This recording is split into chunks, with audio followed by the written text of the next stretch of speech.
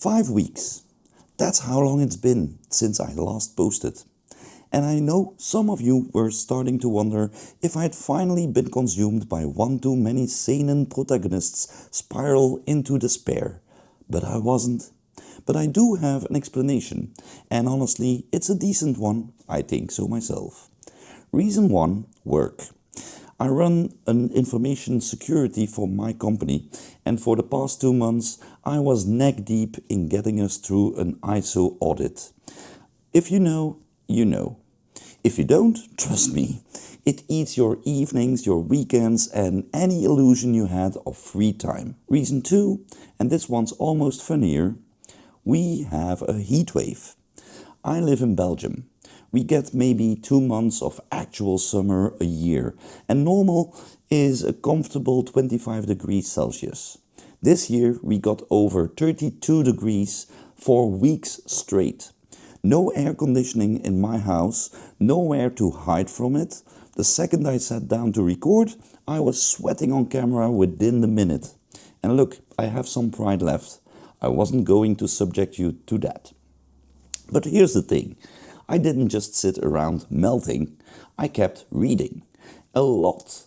I bulked up my scripts, got ahead of writing, and the second the temperature finally broke, I sat down and recorded over 20 reviews back to back. So we've got a backlog now. And that means new reviews, often starting today. One more thing before we get into it. Did you hear about the movie I Play Rocky? The trailer just dropped and it looks awesome. I'm already planning on watching that one in November. And honestly, that's exactly the kind of thing that decided my first review back. A story about a fighter who gives everything and never once lets you feel good about it.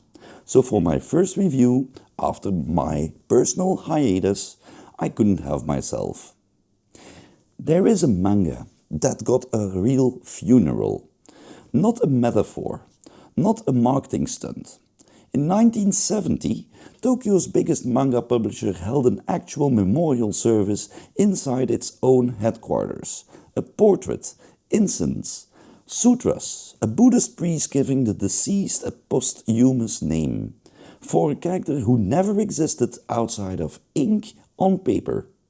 Somewhere around 700 people showed up, including an actual former world boxing champion, to grieve a man who died in a manga. That's not hype. That actually happened. And by the end of this review, you're going to understand exactly why they couldn't help themselves. This is Ashita no Joe, a story by Iki Kajiwara and art by Tetsuya Chiba. 20 volumes, running from 1968 to 1973 in Weekly Shonen magazine. I came to this one the way I come to most of these old foundational titles. Everybody knows manga history mentioned it. Nobody outside Japan seemed to have actually watched or read about it. And that gap alone told me I needed to close it. Before we get into it, if you're new here, hit subscribe, drop a like. It helps the channel and honestly, it's the least you can do while I go digging through 50-year-old manga history, so you don't have to. Let's start with where Joe Yabuki actually comes from, because it matters. He's not a hopeful kid with a dream. He's a drifter, homeless, broke, cocky in the specific way that only people with nothing left to lose get to be cocky.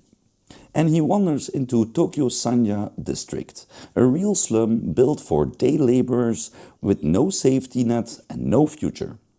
That's not set dressing. That's the entire argument of the manga sitting in the first 10 pages.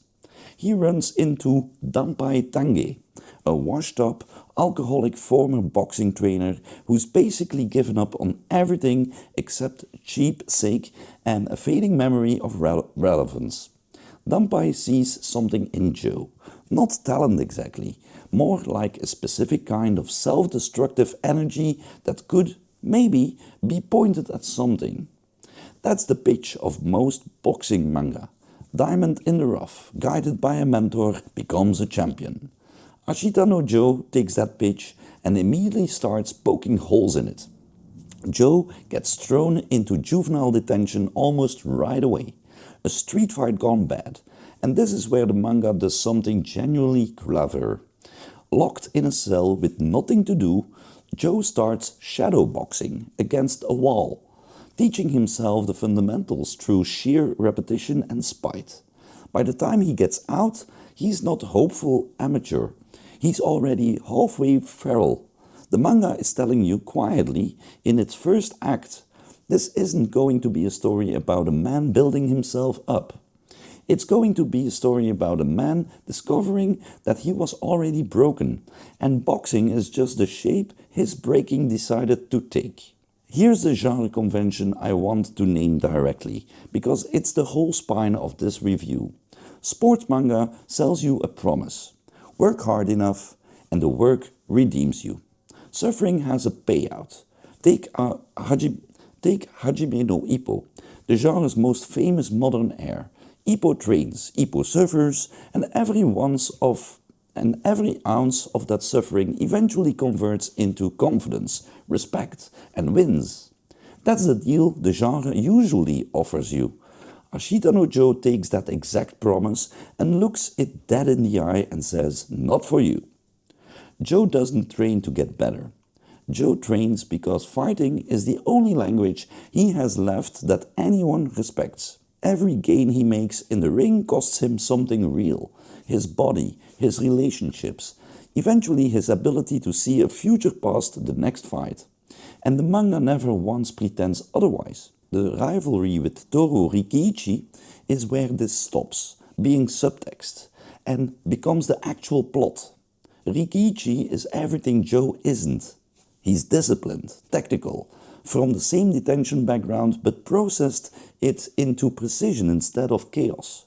Their fight should be the manga's triumphant centerpiece. Instead, Rikiishi, who cut an extreme dangerous amount of weight to make the match, collapses after the fight and dies. Not from a single dramatic gut punch of a panel, from the slow grinding physical toll of what boxing actually does to a body pushed past its limits.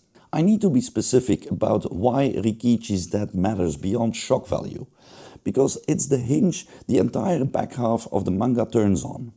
Chiba draws the aftermath with none of the stylized powerline drama you'd expect from a sports manga death. It's quiet, it's clinical, it's a body that simply stops, and Joe doesn't get a redemption arc out of it. He gets guilt that never fully resolves, that follows him into every fight afterwards, like a second opponent standing just outside the ring. This is exactly where the Ippo comparison stops being useful, and a different one takes over. The manga this actually shares a stomach with is Real, Takehiko Inoue's series about wheelchair basketball and the limits of the body. Same refusal to look away from what competition costs, same insistence that dignity and victory are not the same thing. This is also the point where I have to mention the thing that makes this manga historically singular. In March 1970, roughly a month after Rikiishi died on the page, an actual funeral was staged for him in the auditorium of Kodansha, the company that published the manga. Full Buddhist funeral rites. A portrait of Rikiishi brought in alongside elements from Korakuen Hall to stage it like the fight itself had a memorial. Somewhere around 700 people showed up, including an actual former world boxing champion. A fictional death hit hard enough that people organized real mourning for it. That's not a footnote. That's proof the manga was doing exactly what it set out to do. And it gets stranger. This wasn't just grieving fans. The funeral was staged by Suji Terayama, a countercultural poet and theater director, who used the eulogy to read the entire rivalry as political theater. Rikiishi as the moneyed establishment and Joe as the slum revolutionary. Rikiishi's death as the establishment's knockout of the radical left. A Buddhist priest gave Rikiishi a posthumous name at the service, the kind of rite meant to stop a spirit from being called back into this world. 8 days later, Japanese Red Army hijackers seizing a plane to North Korea cited the manga directly in their manifesto, declaring, "We are tomorrow's Joe." For a few weeks in 1970, this story wasn't just something people read. It was something people used to explain the entire country to itself. From there, the story pushes Joe toward Jose Mendoza, a genuine world-class champion. And every fight along the way stops being about whether Joe can win and starts being about what winning is even going to cost him at this point. The manga stops asking, will he become a champion? And starts asking, is there anything left of him by the time he gets there? That's a much darker question, and to its enormous credit, Ashita no Joe never flinches from asking it. I'll roast one thing before we move on. The era's boxing science, or lack of it, is on full, occasionally horrifying display. Weight-cutting practices that would get a modern commission shut down happen here as a matter of course, treated like a Tuesday. I don't think the manga is endorsing it. I think it's documenting a real, brutal moment in the sport's history. But there were points where I wanted to reach through the page and confiscate everyone's sauna privileges. The final fight against Mendoza is where the manga's whole argument lands.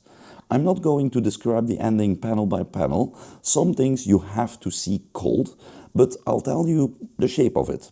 Joe gives everything, not metaphorically. He gives everything. And the manga ends on an image so ambiguous, so quietly devastating that it's been debated by readers for over 50 years. Did he die in that corner? The manga doesn't say. It doesn't need to.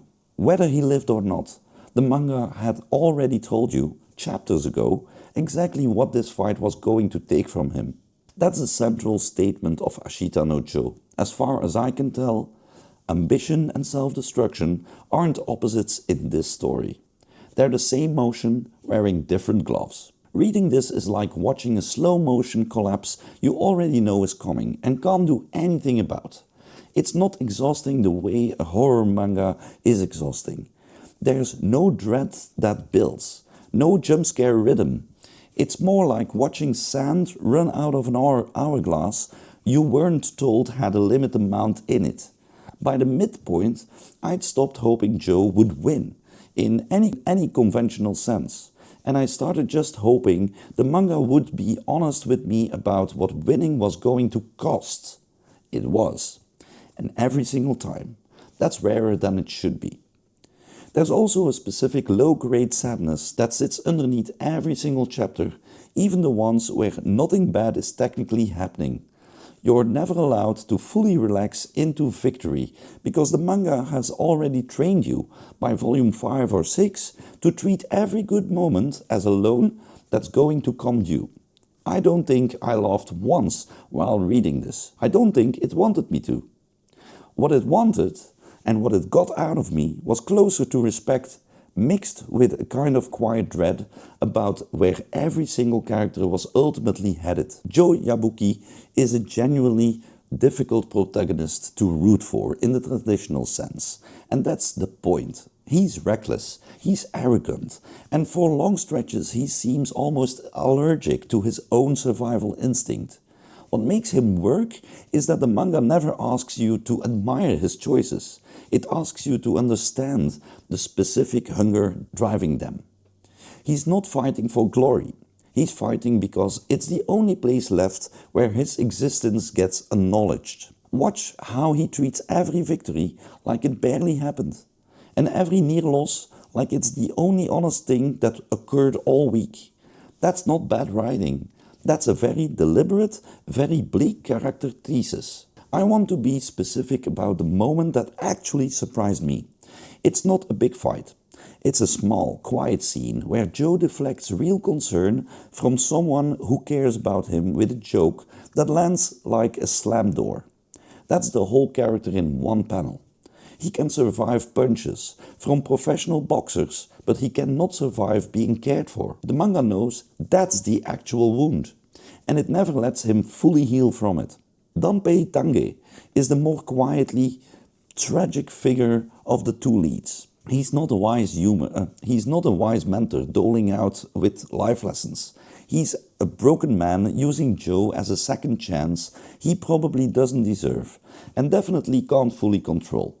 The moments where Danpai's own guilt and self-loathing surface are some of the manga's most humane beats, precisely because he's not built to be likable. He's built to be recognizable. Every washed-up person who's ever tried to live a second life through someone younger and better than they were. Toru Rikiishi is where I have the most respect for this manga's construction. He could have been a generic rival. Better technique, worse personality exists to be overcome. Instead, the manga makes his discipline the actual tragedy. He did everything the correct way, trained properly, respected the sport, took it seriously, and then the sport still killed him. His death doesn't validate Joe's chaos. It indicts the entire system both of them were operating inside of. That's a much smarter villain function than rival who loses. And it's the single strongest piece of writing in the whole 20 volumes. Yoko Shiraki, the wealthy patron who bankrolls Danpai's gym, gets less page time than I would like. And by modern standards, her arc is thinner than the men around her. This is very much a manga of the 1968. And it shows it in exactly that spot. But where she does land, her quiet, unspoken concern for Joe gives the manga one of its only sustained moments of tenderness in a story that refuses you comfort. She's proof the manga knew softness existed. It just wasn't interested in handing very much of it to its own protagonist. I'm giving Ashita no Joe an 8.6. And the 0.6 is doing real work, covering for some genuinely dated pacing in the Reform School arc, which drags in a way the rest of the manga never does. What it does exceptionally well, it commits, fully and without a safety net, the sports manga promise that hard work equals happy ending. And it does this decades before that kind of genre subversion became a recognizable move. It handles Rikiichi's death with a clinical, unglamorous restraint that makes it hit harder than a dramatic death scene would have. And it builds towards an ending so deliberately unresolved that it's still being argued about by manga readers half a century later. That's not an accident. That's mastery of ambiguity as a storytelling tool, and very few sports manga since have had the nerve to attempt it. I'll add a fourth thing, because it deserves its own sentence. The sheer cultural weight this manga carries is a form of craft in itself. You don't get a real memorial service held for a character unless the writing earned that level of emotional investment first. That's not marketing, that's proof of work. The honest criticisms, the early volumes move slower than they need to, and some of the side character writing, particularly around Yoko, hasn't aged the way the central relationship between Joe, Danpai and Rikiichi has. This is a manga of its era in ways that occasionally show, and a reader coming to it fresh in 2026 should walk in knowing that upfront rather than getting blindsided by it. Read this if you want the foundational text of the entire tragic underdog genre. If you have any interest in why Japanese boxing fiction looks the way it does, or if you want to understand a story so effective that real athletes mourned its fictional casualty, skip this if you need your protagonist to be redeemed by the end, or if you need a sports story that rewards effort with clean, uncomplicated victory. If you're looking for a manga that tells you hard work pays off, this isn't the manga. If you want one that tells you the truth about what hard work actually costs and dares you to keep reading anyway, welcome to Ashita no Joe. Thanks for sticking with me through this one. I keep coming back to that image of Joe in the corner, burned down to white ash, and honestly, I don't think I'm going to stop thinking about it for a while. That's the whole review right there. Drop a comment and tell me, do you think he made it? I want your honest read, not the safe one. Like the video, subscribe if you're new, and I'll see you in the next one. This is Jan, signing off.